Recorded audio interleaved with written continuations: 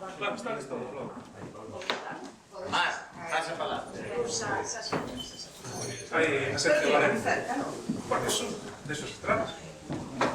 Tú eres autoridade, ¿verdad? Ben, estamos aquí, como sabedes, a fazer a presentación deste libro que estamos a Centro de Fogo. Como sabedes, son os que me conocedes, eu son o autor deste libro. E entón, bueno, quixera primeiro agradecer a vosa presencia que estades todos aquí. E, bueno, tamén quería agradecer a Numas que nos dá a oportunidade de presentar o libro aquí.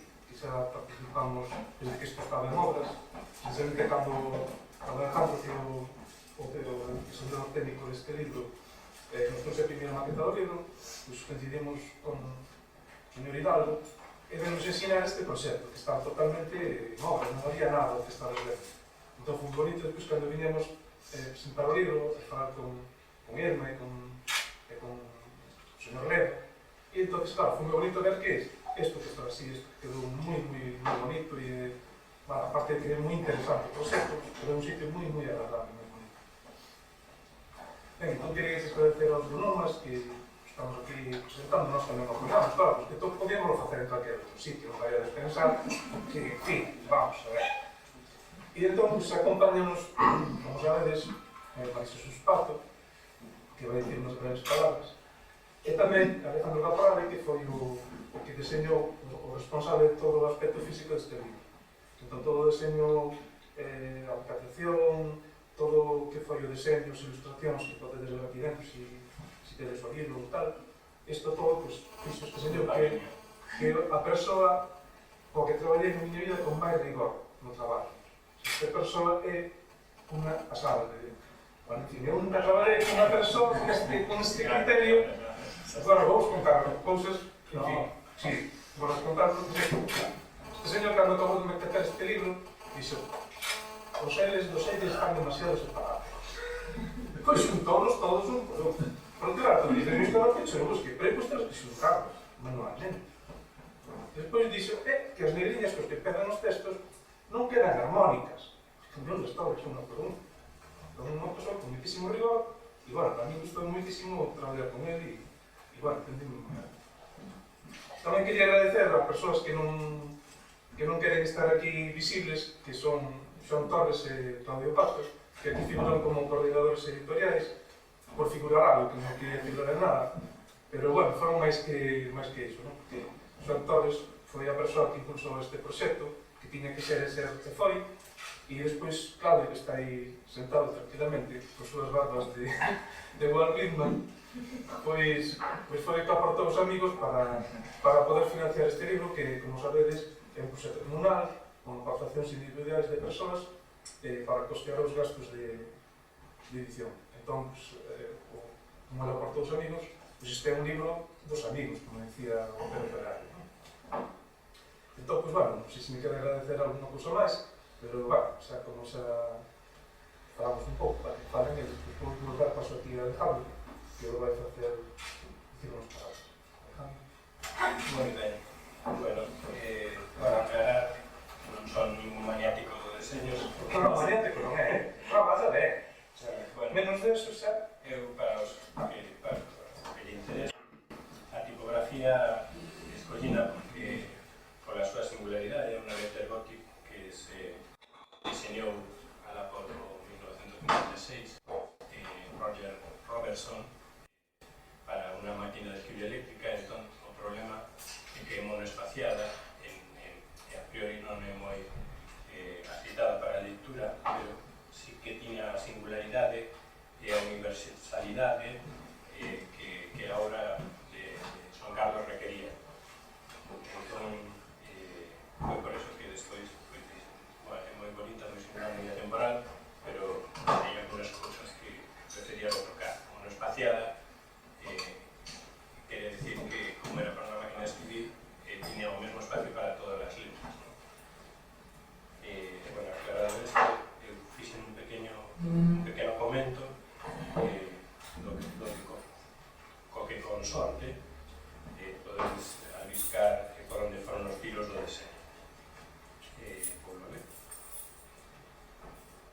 Sectores de Fogo acontece alén do horizonte de sucesos dun burato negro supermasivo situado no mesmo centro do universo interior da súa protagonista.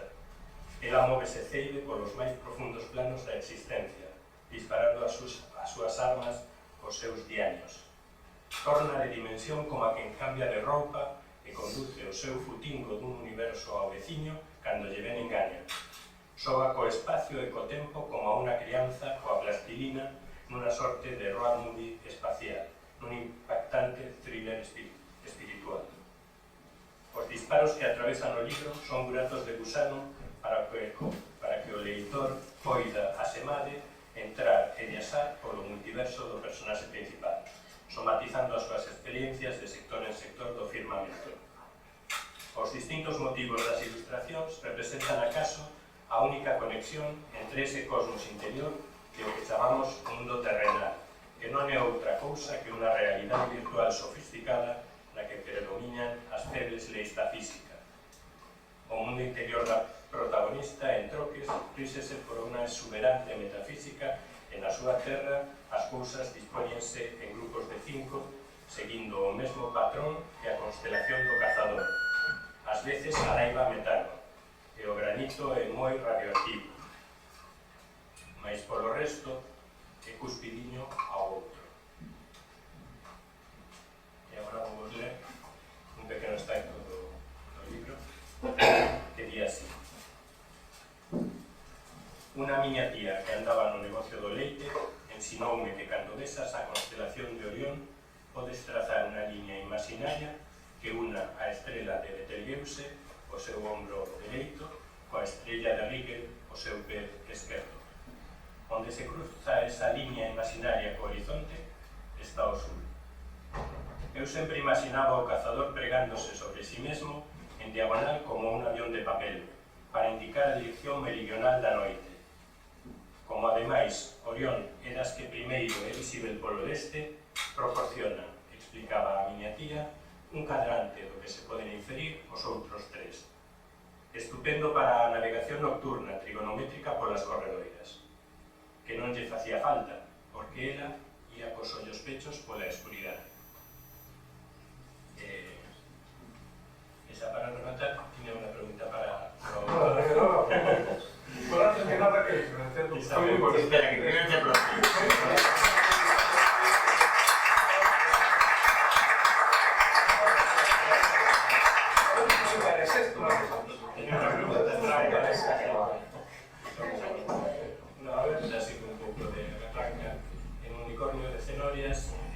dice que un poema é como unha pedrada na cabeza.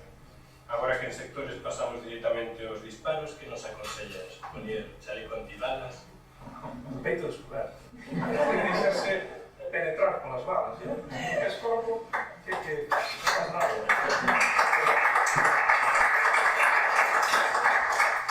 Ben, somos unha alma ferida e vamos a vivir aquí no susurrado. E ahora se superas aquí. Si tú eres muy chulita, pero... Bueno, pues nada. Confiamos en ti, ¿eh? Gracias, bueno, pues nada, para mí muy emocionante estar aquí presentando este libro y acompañando a Joan, porque Sectores de Fogo é un libro que de xestación moi longa, xestouse algún tempo que coincidente ca época na que eu escribí Carne de Leviatán.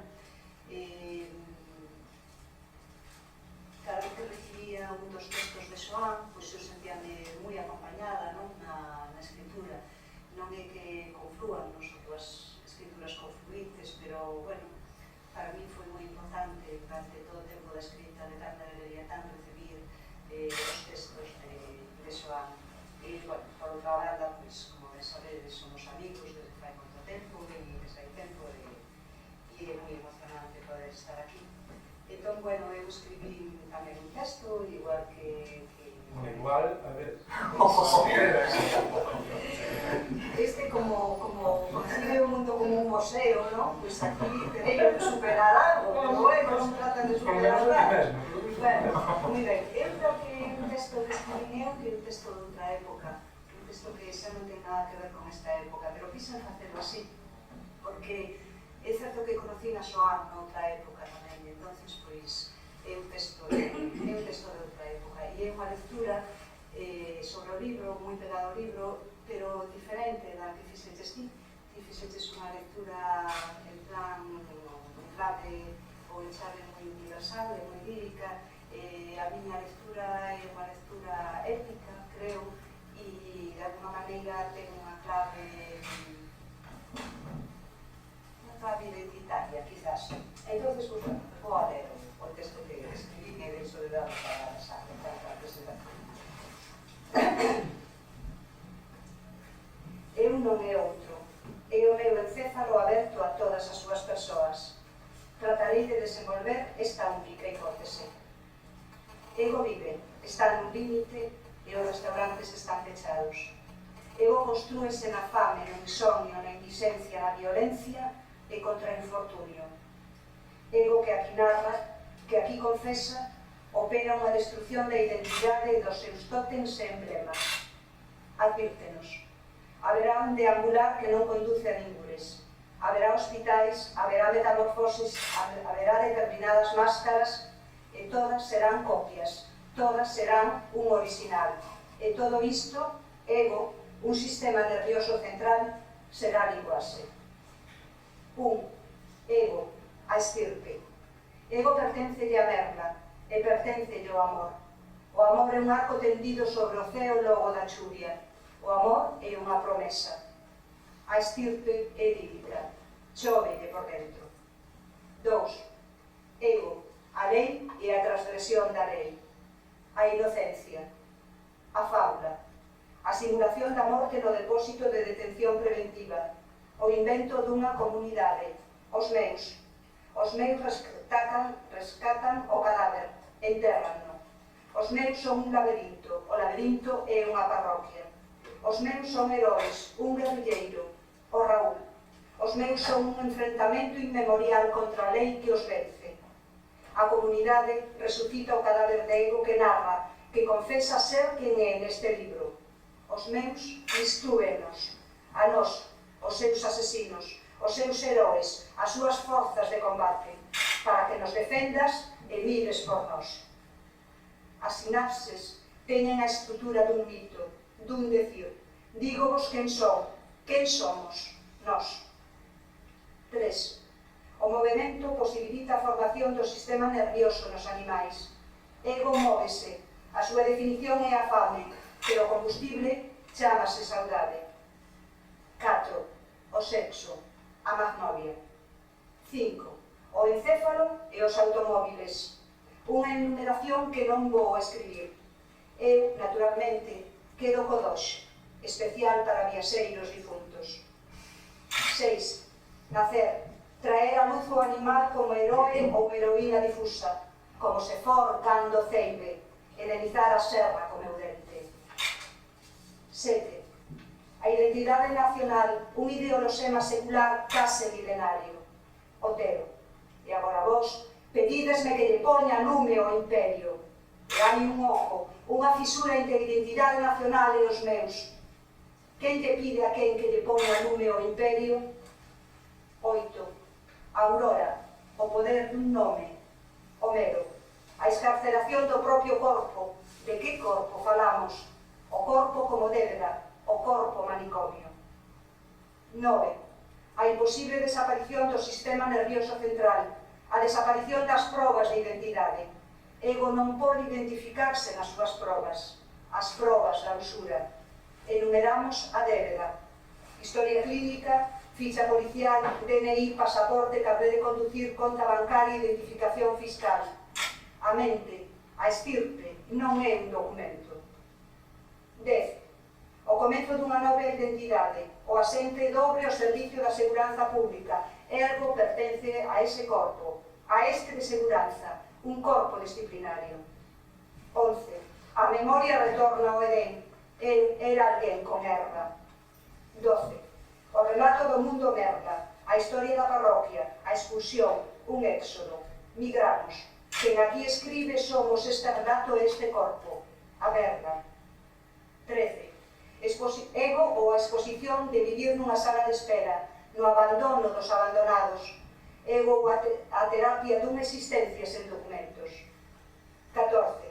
A medición do tempo, a leiteira que coñecía a clave das estrelas, Manuel Antonio. 15.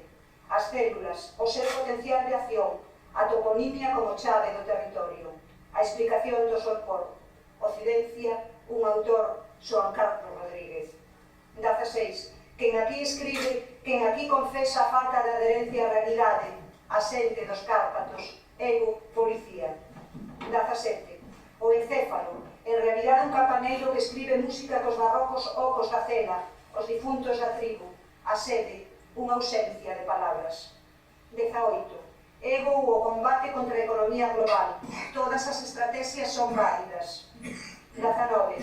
Ego foi como conectarse a un cable de alta tensión. Deixouse masturbar 3 veces seguidas e logo pediume que a penetrase. 20. Ego ou a posición na liñaxe. Nós, os netos, somos a involución a un pasado perdido.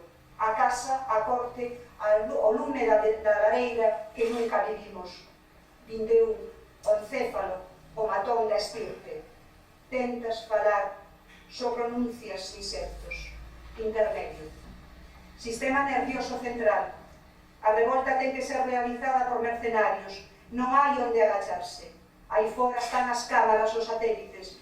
Teremos que converternos sucesivamente en vacas, cabanos, abalíns, ou sermos un avatar que se embosca na realidade virtual, extramuros do manicomio. 22. A partir de xa o meu corpo, trans e muller. Tiresias, escenas bíblicas, a morte como imposibilidade. As cousas a partir de aquí sucédense paralelas aos 21 golpes de voz xa formulados. Quen fala o mito, un decir formula a identidade. E faino 2 veces, dobra 2 veces a voz. É unha estrutura bifronte, xa no guardián dos limiares. Eu non é outro. É o meu encéfalo aberto a todas as súas personas. As personas son 3, o animal, o combatente e o amante. A estirpe, unha, os expulsados das súas terras. A narración é o do seu éxodo, da súa exclusión nas cidades. Entre a identidade nacional e os meus, a Merla, xa o dixen e reitero de novo, hai un oco, unha fisura. A nación non é sen ese corpo, os meus non son sempre a nación. O Partido Popular sabe moi ben como capturar este encéfalo. Por iso, malía ser este un tempo de cambio, aínda segue a ser o máis votado. As diferentes élites nacionalistas, todas elas ilustradas, adoptan 2 posicións diante deste ADN. O terror absoluto, dos que baixo ningún concepto queren lembrar a exclusión da que se ceigaron, ou ben, ao se dirixirse a él, tratan de adestralo nos hábitos do que eles entenden por civilización. Esta, entre outra, é a razón do seu fracaso. Estas élites, de seguiren así, non lograrán gobernarnos.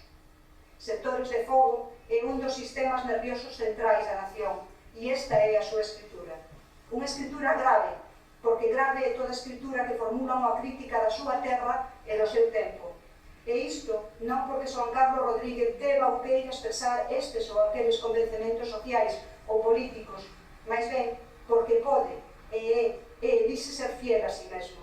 Está feito de tal madeira que só pode amosar o mundo que ama e que padece.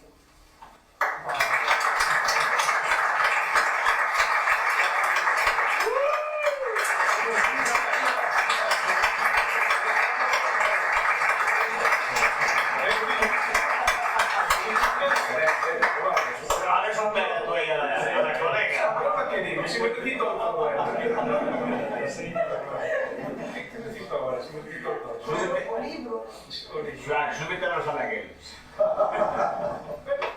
Dale. Bueno, moitísimas gracias aos dous por estes palabras tan fermosas. Bueno, estou moi emocionado. De verdade. Porque é un libro moi inspirador. Entón, vou intentar reposarlo, porque claro, xa me pisaron todo. Por fragmento. Entonces, claro... Trátate o benevolencia, chamase. Benevolencia, sabes que son mal, de benevolente nada. Ok. Non sempre mal. Bueno, queremos narrar un pouco. Por un lado, como coñecen a Alejandro, E por outro lado, como coñecín os chustos, que, bueno, xa que están aquí, dicir algo deles. Entón, Alejandro coñecino en Pena Trevinga. Entón, fomos ali, acampamos ali e tal, e pois, fomos ali a Lagoa da Serte, que era un sitio que tens que baixar así moito, casi un sitio. E abaixo está a lagoa, entón, Alejandro foi o primeiro e o único que se tirou ali a bañarse, arriscándose a que comese da Serte, claro. Pero, bueno, iso ten un valor simbólico moi importante. Pero, non contento con eso, de repente empezou a mirar para subir por un sitio imposible e non por onde baixáramos, que é un sitio facilísimo, e, bueno, sin ningún tipo de problema. Entón, metese na cabeza que tiña que subir por ali, pero non contento con eso, metese a cabeza que tiñamos que ir todos os demais atrás dele. Entón, claro, todos atrás dele, pois dixeron, vou que por ali caemos todos ao precipicio e arreglamos o mundo, non? Entón, a imaxe que teño de Alejandro é esa. É unha imaxe, bueno, de subir polos acantilados, de subir polas paredes, entón, bueno, a mí sempre me gustou moito esa imaxe. Entón, agora xa estamos tranquilos contigo. E vamos con un filme. Bueno, que vou contar é cosas moi bonitas, non vai pensar que cosas máis contigo. Ben, non sabedes, ou non sabedes, nos coñecemos desde hai moitísimos anos. Entón, cando nos coñecemos, ainda non publicara o seu primeiro libro, que se chama Burania. Entón, despois publicou e tal. Entón, eu cando leio o libro, que por certo é apaisado tamén, como este, que é unha cousa que me gusta moito, non? Porque os libros apaisados son os mellores libros da literatura. Vamos. O sea, Urania, A dama que fala, Un volver a Magnolias, etc. Entón, a idea de Alejandro, que foi inconsciente, pois, bueno, me gustou moito, claro. Ben, entón, cando sai Urania, abres o libro, o primeiro texto, vai, os primeiros versos son, ondean os lombos dos bois coa voluptuosidade do océano. Entón, claro, Inés dixe, pero non, esta señora, a ver, pois eu queria ser como ela, claro. Se esta señora que é capaz de decir eses versos, eu imaginar os bois, cando van andando, os seus lombos se van ondeando como un océano, como unha marea atlántica, ou un pacífico, non sei que. Entón, claro, que é moi impresionante. Entón, eu sempre quixen ser poeta a partir de aí, claro, porque é responsable esta señora. Despois, outro momento moi importante da miña vida como escritor foi cando estaba intentando escribir cousas. Depois resulta que empecé a escribirlle cartas, e entón, claro, ela dixo, todo o que me escribe son textos. Un texto, chamemos. E era que, efectivamente, entón, ela colleu as cartas, xuntou-nas, mostrou-nas como lle pareceu a ela, e había un libro, segundo ela, non? Entón, claro, tamén ela empezou a ser a miña xente literaria, empezou a mandar por aí e tal, publicado. E entón chegou o momento en que dixo, bueno, xa está ben. Está tribulada a xente literaria, xa está farta de que vostede non sabe distinguir as estupideces que di do resto das estupideces que o rodean. Entón, iso foi moi importante, porque claro, se non te das conta de cal é o teu voz, é moi difícil escribir. E entón, claro, teño que agradecer a ela que fose capaz de facerme buscar a miña voz. Ben, bueno, non he dito isto, non sei como vamos a deter, quería facer unha referencia aos clásicos, porque é máis curioso, porque os puntos dos que vos falo os coinciden moito nos bloques temáticos que vos vou ler. Entón, a primeira parte é unha referencia aos clásicos. Entón, nós cando éramos pequeniños, estábamos no colectivo Ronset, pois, metíamos para xente, non? Xus ainda non publicaba, entón nos podíamos meter con ela, non? Pero, claro, nos íamos, non pensedes que nos éramos malos porque non nos informábamos, nos estábamos documentando, non? O sea, non se nos parecía mal a poética dos poetas amoros da Zoroña, pois era porque íamos a recitar, íamos os seus libros, e facíamos unha crítica con seria. E depois empezamos a ir a recitales que merecían pena. Un día fomos a un recital que daba no Ateneo Republicano Antón Reiser, que estaba presentando o transporte de superficie, e claro, nos fomos ali e dixemos, hostia, que isto é literatura. Entón, a partir de aí, claro, dixemos, temos que ser polo menos como Rompente. Non sei se nos dade conta que o que estamos constantemente queremos ser como. E, claro, despois un día xo no Vareira a recitar. Entón, iba a recitar textos da literatura medieval. Entón, claro, foi moi impresionante porque estaba sentado nunha mesa. Se non fixeras que aquí non hai mesa. Pero, como quero ser como xo no Vareira, pois, claro, non hai mesa. Pero ele estaba sentado na mesa Entón, levantouse e explicou por qué. Dixo que un poeta ou un rasoda non pode recitarse sentado. Un rasoda ten que poñerse de pé, acompañarse do seu casato e marcar o ritmo no chan. É verdade que o dixo, Entón, puxose de pé e de repente arrancou con esa voz que tiña para recitar, a todos estes, a Martín Codas e a todos estes. E claro, foi moi impresionante. Claro, despois eu dixen ese famoso, bueno, non sei se famoso, ese famoso texto que, bueno, me metía con él un pouco, non? Ese que di, bueno, os textos do libro de Ronsel non están ensinados, pero bueno, casi todos sabedes exemplos que se quedan. Entón, claro, eu collín ese texto e dixenlle, sabedes, pois si, imos de facer a parcelar, terras te cagar en Dios. Entón, claro, foi moi mal pesado, pero, claro, que sei, era de xustiza poética, facer unha referencia aos grandes clásicos, non? Entón, claro, despois medramos e empezamos a escribir, a facer cousitas e tal, e empezamos a intentar ser nós mesmos, non ter a nosa propia voz. Entón, quería leros o primeiro texto que traio aquí, que fai, bueno, fai referencia tamén, fai referencia ao territorio, e fai referencia tamén a, bueno, as persoas que se moven nese territorio. Vamos ver aquí.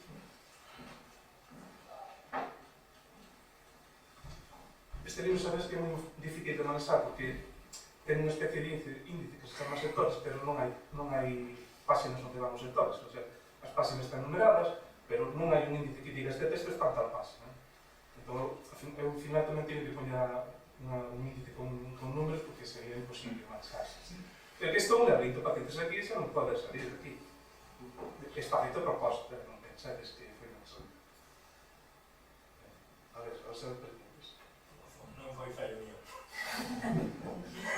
Non, porque además se pretendía poñer os números, señor que de número nada, non podía ser. Non podía ser.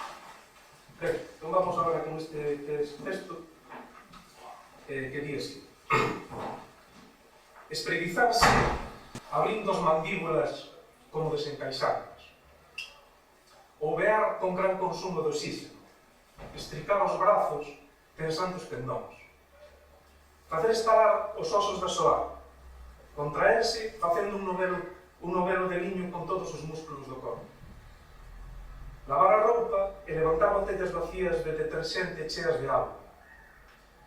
Soerguer nos coídos grandes Rolling Stones.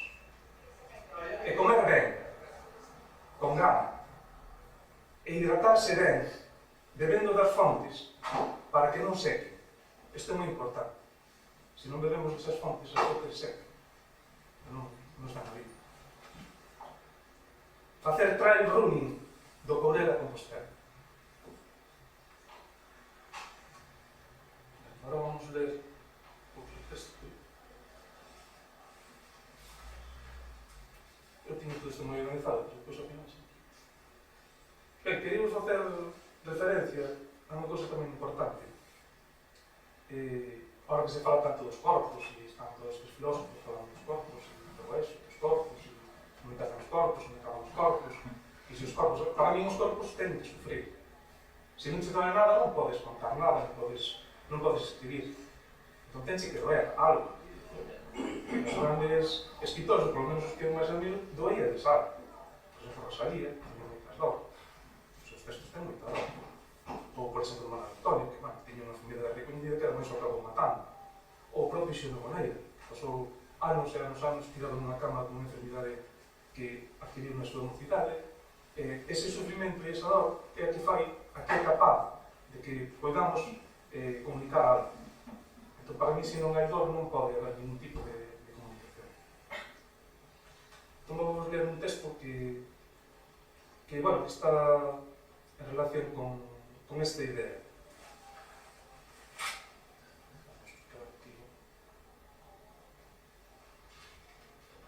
E, bueno, tamén ten que ver co xénero, que a mí preocupa moito o xénero. Preocupa moito a evolución dos xéneros entre a poesía e a narrativa.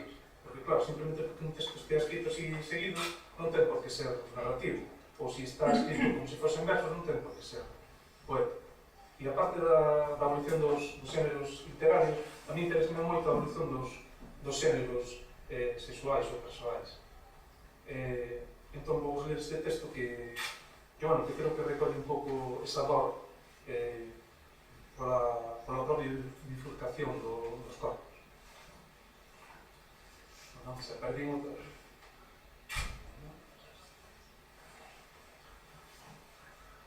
Claro, Chus leu todo, entón agora que faz agora? Despertei unha voluptuosa magnolia orballada e aberta entre as cosas. Sorprendínme coa navalla aínda na man esquerda e tan lúbrica flor esbarando pola porcelana do váter. Sentín abrollar outra planta dun vermello escandaloso na cunca da man dereita, mentres con ela facía compresión no cubo. Porque parece que sufri moito frase lírico, pero tampouco é unha cousa que...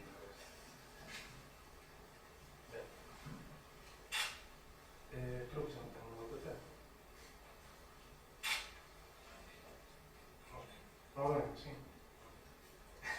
É que temos un problema técnico, porque non chegan os megas para gravar todo isto. Un pouco vamos ter que parar para cambiar tarxetas e así unhas cuestións técnicas, pero bueno, mentre se fan os traballos técnicos, pois xa os entretenes, xa non hai. Despois tamén hai unha cousa recurrente neste libro, bueno, en toda a miña obra, que son os coches. Os coches para mí son moi importantes, porque non é só que nos trasladen, sino que os temos que conducir. Conducir é unha técnica, conducir é unha técnica que hai que aprender.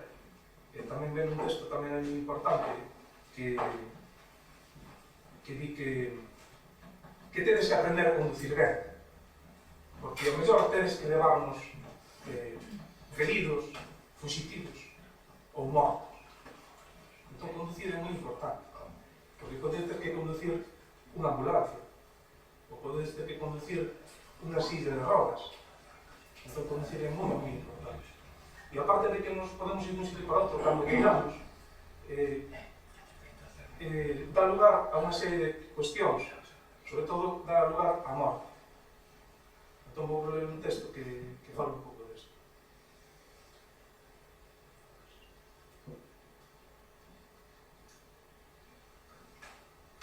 Pola autoestrada, a pouco máis de 200 km por hora escasos. O horizonte péchase e concéntrase para pasar eu como se fose un grande millo polo embigo da pedra do muíño. Brúa o motor e brúo eu. Lévote comigo e falas como Bob Dylan, que se escoita o meu esborreco no vento ou a miña voz na néboa, que se o coche laia pero non padece. É noite e tanto me concentro en ir polo carreiro que se me soerguen unhas orellas case leporinas e sinto o zunido do baleiro sen poder saber se me afasto ou me achego. Hoxe a noite había un longo balado de silencio atravesado no derradeiro quilómetro. Recibo sospegada do cinto de seguridade e esmágome contra os airbags. O arco de protección do habitáculo deformase para absorber a enerxía cinética. A columna de dirección fractúrase para protexer as miñas pernas e tórax.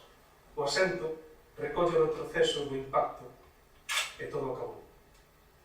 Quixen darlle a volta á chave, pero en vez de arrincar, pechei a porta blindada detrás de mí. Outros tamén dos recurrencias son as portas que hai no libro. Sempre hai portas, sobre todo portas blindadas, que unhas veces non nos deixen entrar e outras veces non nos deixen sair. Esas fronteiras que moitas veces se pasan por osmos e outras veces non as podes pasar, porque para eso están blindadas, porque están pensadas para que non pases, sobre todo para que non saias, para que estés recluído nun sitio e ti queres sair dese sitio. Entón, agora vou ler un texto que fala un pouco disso. Non se importa que aquí que estas notas están ben ordenadas, pero ao final non. Tanta ordenación. E, bueno, isto, claro, xa estamos fora de hora. Que tal vai eso, Carlos? Aquí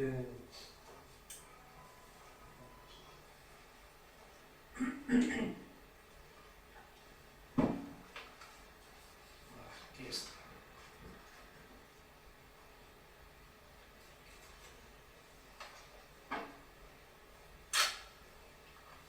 Os 4 días saín dali. Abriuse a porta blindada. Esa que todos tentamos abrir desde dentro. O non podermos. Estamos atentos a que alguén entre para botarnos a carreira e correr longe. Pechouse as miñas costas cun estrépito metálico. Todo o que tiña levaba nun sobre na mão. Dentro tatuaron unha cruz de Malta enorme no collo cabeludo. Agora, os guedelles que levaba non se medía.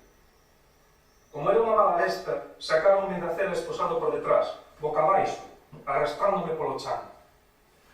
Desconfiaban do meu aparente deplorável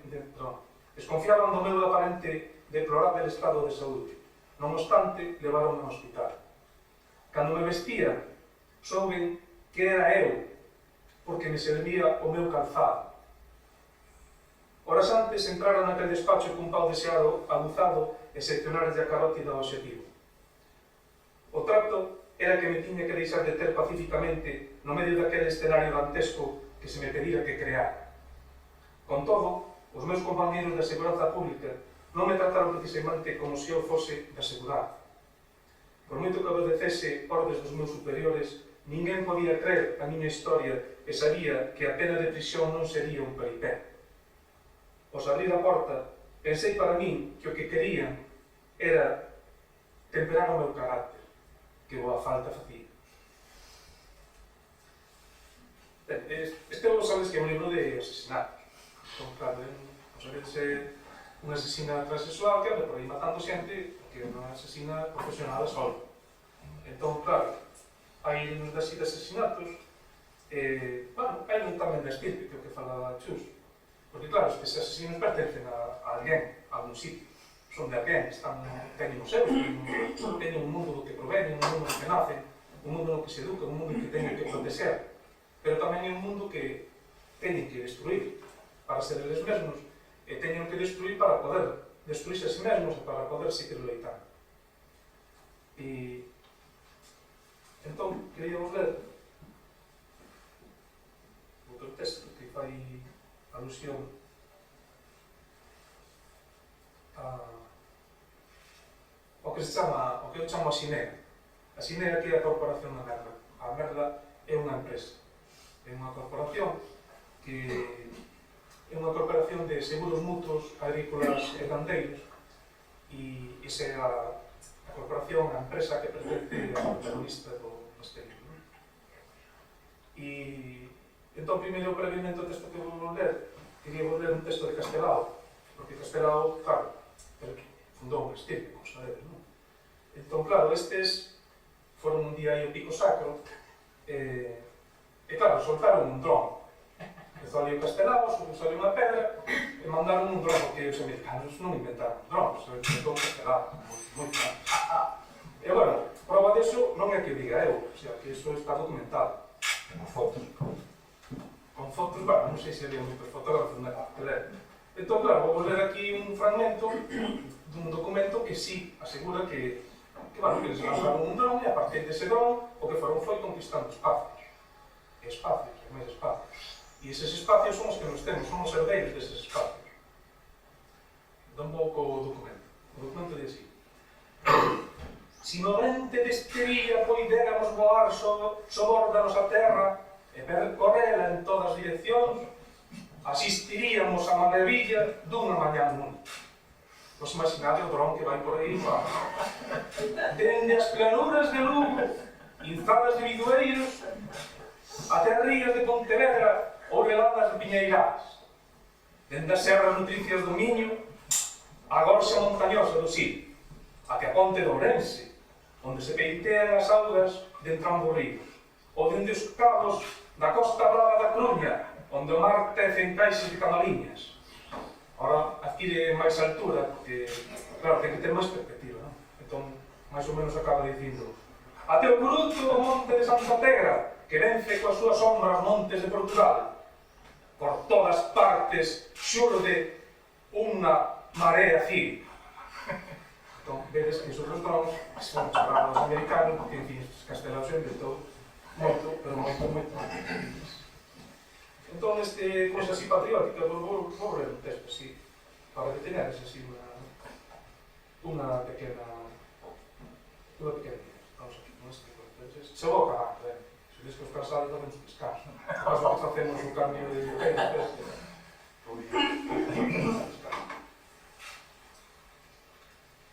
Descanso despois sigues lendo.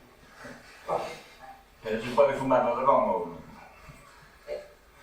Vos tedes sorte, é que lle sigo Dale. poñendo na línea unha fábrica e un aeroporto de drones.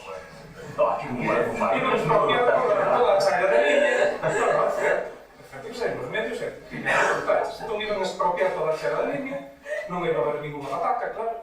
E entón iban a montar ali unha fábrica e un laboratorio de drones e a medio unha pista de despegue e aterrizaxe. É porque escolleron a línea. É moi fácil, porque estaba fora de todos os campos aéreos de Galicia, non? Era un sitio que estaba libre do aeroporto de Sacarneiro, do aeroporto de Penador, do aeroporto de Alvedro e do aeroporto de Santiago. Entón, tiveron sorte con estos drones. Claro, vos moito corrides dos drones, que se fuma, que se non se fuma. Pode fumarse vai solo. A ver, 43.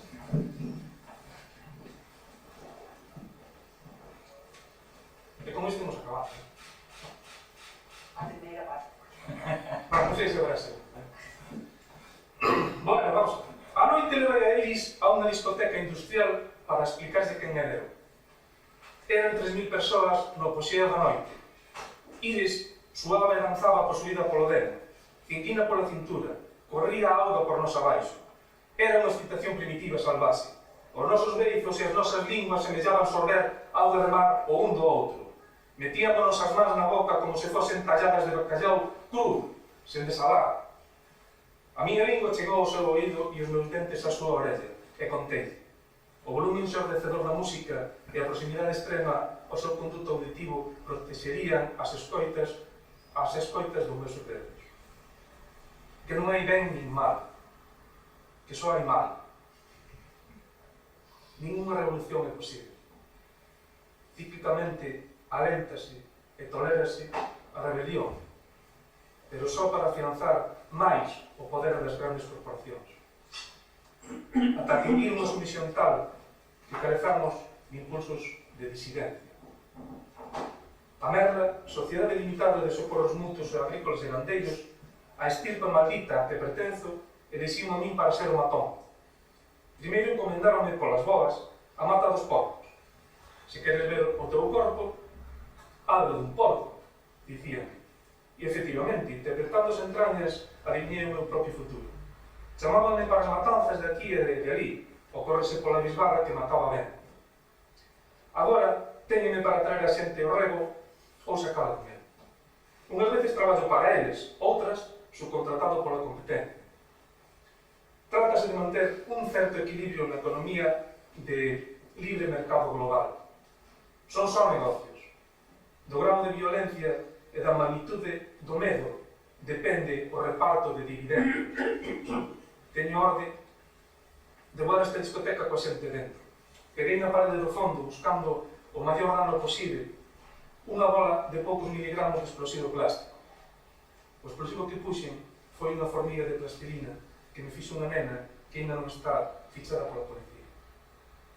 Unha chamada remota automática xerada por ordenador avisará á policía.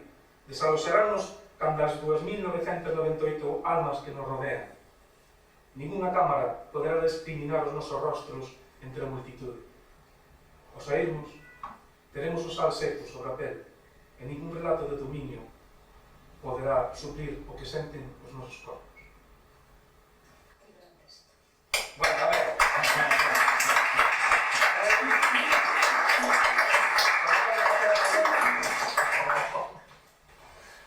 Ben, agora vou ler un texto que, en principio, aquí lendo Alejandro, que non acababa aí, pasa que non me lo dixemos, claro. Entón, este é un texto moi importante no libro, porque significa o rescate dunha persoa que para min é fundamental. E esa persoa é Manuel Antonio. Eu unha vez asistí a un congreso sobre Manuel Antonio na súa propia Vila de Gonzalo. E, entón, claro, cheguei ali e todo o mundo falaba de cousas, pero ninguén falaba dele. Ninguén sabía quen era ele. Até tive un señor que era da área do sector de Foz. Había grandes investigadores, xente que sabía moito de Manuel Antonio, entre eles Xosé Luis Axeitos, que agora acaba de sacar unha edición correcta da correspondencia de Manuel Antonio, previa aquel secuestro que foi realizado por García Sarel da súa correspondencia. Entón, claro, chegou este señor que se chama Ramón Reimunde Noreña, ten ese nome xa fantástico. Entón, sentouse ali na mesa, cando lle tocou falar, e colleu, tiña unha gorra de capitán na man, e puso encima da mesa. Entón, empezou a falar e dixo: vos pensades que esta gorra de capitán foi comprada nos chinos ou no mercadillo. Non, esta gorra de capitán é a miña gorra porque eu fui un capitán da Mariña Mercante. Entón, empezou-nos a explicar ese famoso poema que se chama, que empeza que as estrelas falan con clave Orión. Entón, ele explicou-nos que a constelación de Orión no centro ten 3 puntos. Entón, os 3 puntos e o espacio que hai entre elas é un SOS. Entón, ese SOS de Manuel Antonio é o máis importante que temos, para min, é o máis importante que temos no noso pasado que nos fundamenta. Entón, empezou a explicar que se trataba dun SOS e que a xente do mar, como a él, non é porque ele fose así petulante, pois que podía entender esa maneira de morrer, porque era unha maneira de morrer o dele. Pero deixamos escrita a maneira de como ele morreu.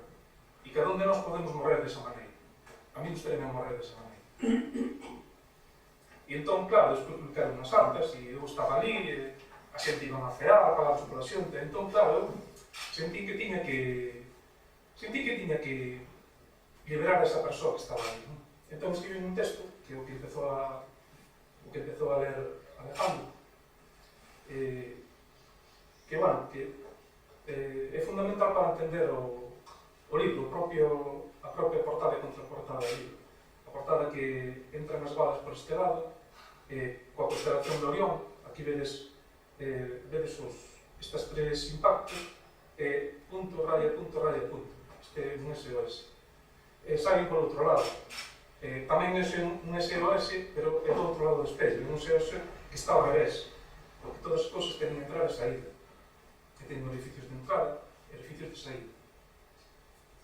Entón, este texto que vos vou ler é un texto moi importante, porque Alejandro non empezou a ler este texto por casualidade. Alejandro neste texto veu o libro dunha maneira totalmente intuitiva.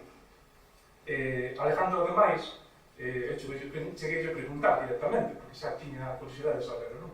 Porque resulta que ele, cando entendeu ou leu, fixe unha lectura do libro, pois apareceu coa portada e coa contraportada, que era unha placa do icona desas metálicas, que é xente que sabe cazar, que dispara para practicar, para facer a morte.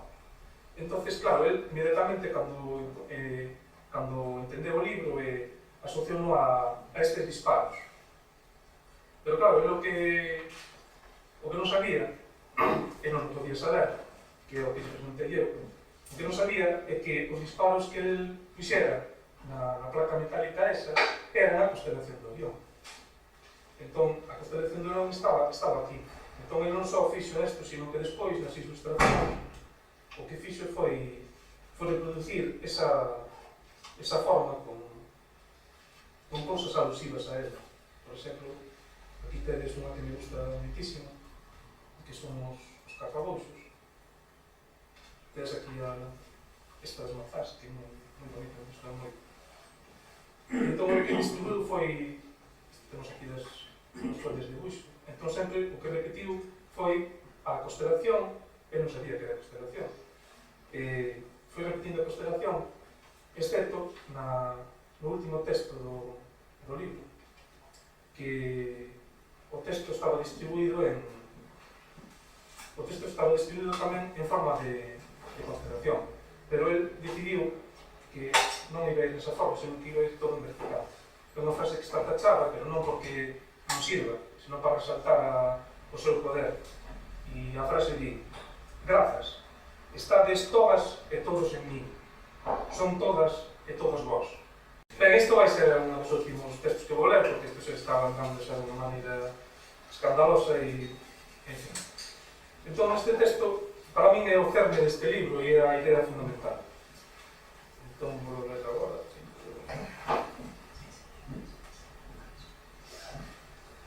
Entón, vou ler outra vez o relato que leu Alejandro, non porque Alejandro lese mal, nada deso, pero bueno, para que colledes un pouco outra vez o fío da historia. Unha miña tía que andaba no negocio do leite ensinoume que cando vexas a constelación do Orión podes trazar unha liña imaginaria que una a estrela de Teseus o seu ombro dereito coa estrela Rigel que é o seu ombro esquerdo. Onde se cruza esa liña imaginaria co horizonte está o sur. Eu sempre imaginaba o cazador pregándose sobre si mesmo en diagonal como un avión de papel para indicar a dirección meridional da noite. Como ademais, Orión é das que primeiro se ve polo leste, proporciona, explicaba a miña tía, un cadrante do que se poden inferir os outros tres. Estupendo para a navegación nocturna trigonométrica polas corredoiras, que non lle facía falta, porque ela ia cos ollos pechos pola escuridade. Miña tía, por razóns de traballo, andaba moito de noite. Recollía o leite de madrugada para chegar á estrada, onde o cargaba no coche de liña. Logo, as leiteiras da cidade vendíano polas casas. Como non tiña reloxo, moitas veces levantábase coa ansia de ir traballar moito antes de serem horas. Ás veces chegaba ao punto de recollida e aínda non estaba o leite. Outras, sentía as campas do reloxo de algunhas das iglesias da contorna. Pero oír os cuartos non lle valía de moito. Pero se cargaba que daban as horas, sabía que ia con varias horas de adiante. Entón arrimábase contra calquera sitio e intentaba botar un sono. As noites de luar dormía máis tranquila porque puña un trapo no chan do balcón e cando a sombra dos balaústres chegaba onde él, sabía que era hora de marchar. Mais adiante aforrou para mercar un reloxo marca Longines e os seus rumbos viraron máis exactos. Os seus percorridos dos puntos de recollida aos de embarque fixéronse precisos gracias ao seu dominio do firmamento. Os seus ollos subdividíronse primeiro en 4 seccións de 90 grados, despois en 8 de 45, logo en 16 de 22,5. Cando atinxiu os 360 grados, eu miraba por eses ollos somnolentos e agudísimos, en canto lle disparaba ao obxectivo.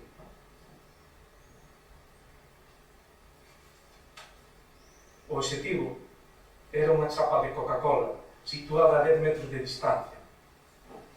Ao retirar a vista da mira telescópica da balineira, vin que acertara, non só porque a calibrara ben, senón porque apuntara ao contorno, non ao centro.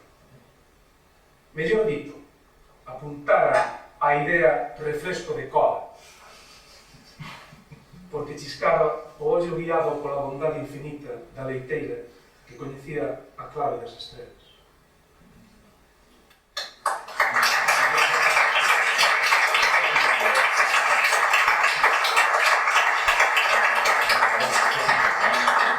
Aquí, neste libro, hai moitas cousas que son verdade. Claro, están transformados, outras son completamente mentira, pero, bueno, dicir que esta leiteira sí que existiu, de verdade. E unha das cousas que máis lamento na miña vida foi non poder asistir ao seu enterro. Unha cousa aquí. Bueno, vamos rematar xa, porque esa cousa está chegando xa a un nivel que xa non hai casi para ver. Ben, vou vos ler... Non vai a segunda parte. Queremos fumar e vou volver. Queres fumar e vou volver? Eu vou volver. Ah, tú? Bueno, pues só habrá que falar con demais sosas. Sí, facer unha asamblea. Non, se queres... Se imos fora a fumar, non sei, sigo recitando ali. Eso está bueno. Seguro que sabes, eu? Aquí o gusto dos consumidores. Sí. No, pero hai un problema porque eu quero mexer. Bueno, pues facemos un breve receso. No, dale. Dale que... Saudámonos e... Dale. Aguantamos. Entre os tres facemos os dos, pero... Ben, dos textos máis e xa me retiro. Queríamos facer a lectura dun texto que alude ao xénero, porque xa vos dixen que se trata dunha asesina transexual. E queríamos ler este texto. Sempre, que fantasma, despois.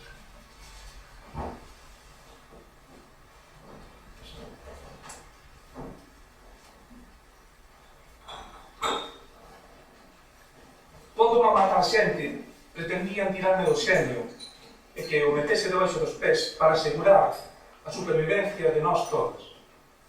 Sabíase que o meu corpo trans era o corpo de merda. Ao romper o día da 96ª xornada de convalecencia logo de intervención, acordei no leito envolta nunhas sabas de liño que tiñan bastantes buracos.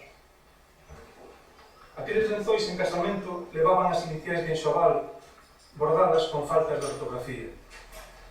Apalpei o corpo buscando recoñecer os meus membros. Agarimei os peitos. Acariñei a vulva ata o climas para comprobar que o vínculo entre o meu corpo e a miña actividade neuronal formaba unha correspondencia bionírica. Bueno, agora vou ler outro de amores. Entón este... Non é así, xa chegou. Joder, habrá vices. Preguntas, Xa recito todo. Preguntas y preferidas. Ben, vamos aquí. Aquela sensación de irrealidade, de estado alterado de conciencia. Ensinaches no recurso pedagóxico do remoinho de ideas. Escribías as frases aloucadas que dicíamos e os teus ollos íanse para mí. Estábamos no teu coche charlando e fumando. Falábamos de cortar lazos coa propiedade privada e tamén da mancomunidade dos nosos corpos. Abrimos o maleteiro e tapámonos cunha manta de farrapos que traía sempre contigo. No vértice norte do faro, o remoinho de luz que nos absorbía facíanos relampar en noveladas. 4 veces cada 10 segundos. Durante o silencio dos outros 10, non se sabía que estivésemos ali. Penetráramos xuntos nun poderoso vórtice dunha liña norte-sur. Debaixo da manta metíamos a man nos nosos sexos, mentre nos abrazábamos coa outra e os nosos leitos intercambiaban un importante fluxo magnético. Debeu conver a polaridade das mans ou dos xenitais. O caso é que a liña lei que nos atravesaba fixo que sentísemos ir ao contrario ao propio e viceversa. Fumábamos e o vento levaba as nosas faíscas alustrando como saídas dunha roda de fiar. Ulíamos o recendo agre da combustión de ventrastes secos. Ao abrigo do vento dentro do coche, queríamos ir para onde, con quen e cando nos dese a gana.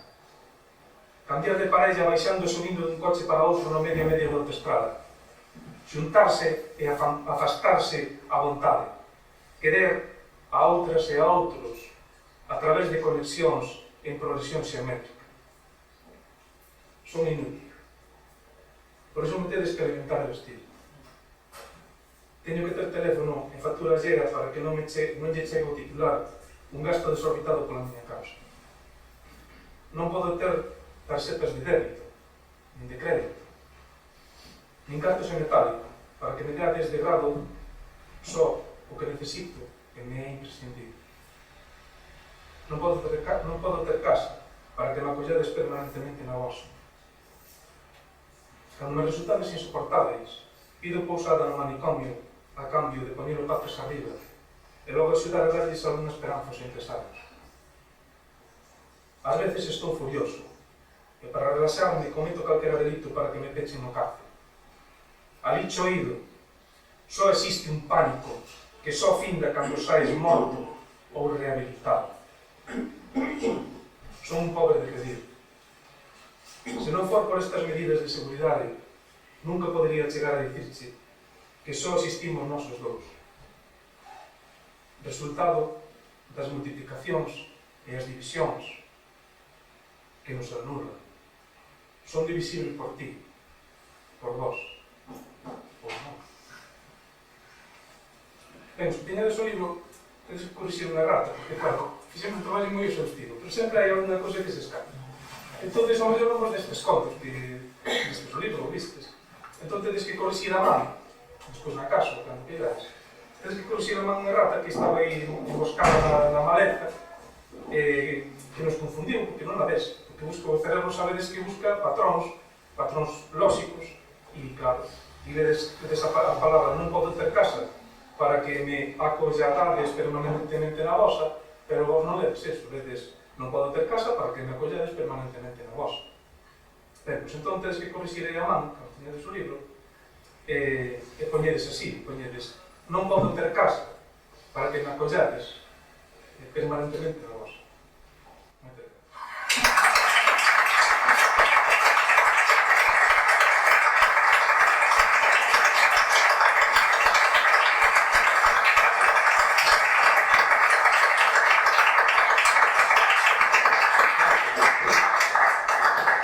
Ben, vou facer un bis,